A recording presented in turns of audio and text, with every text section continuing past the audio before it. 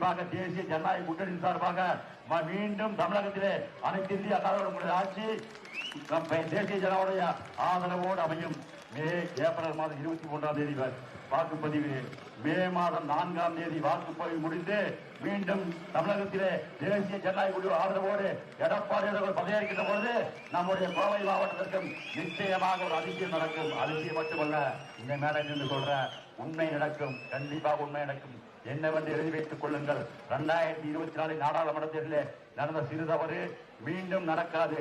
நம்முடைய கொங்கு மண்டலம் கோவை மாவட்டத்திற்கு மீண்டும் ஒரு மத்திய அமைச்சரை நம்முடைய பாரத நரேந்திர மோடி அவர்கள் நம்முடைய அமித்ஷா அண்ணாமலை அவர்களை இந்த சூழ வைக்கிறோம்.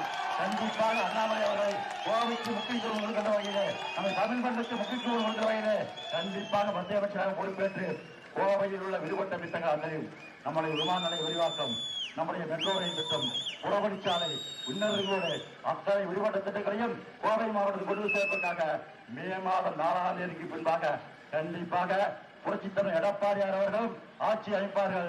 அது மட்டுமல்லாமல் கொங்கமடம் எஸ்.பி. வேலுமணியன் அவர்கள் நம்ம அண்ணாமலை அண்ணோடு இணைந்து கோவையில் விடுபட்ட திட்டங்களை அத்தனையும் கொண்டு வந்து சேர்ப்பார்கள் தெரிவித்துக் கொண்டு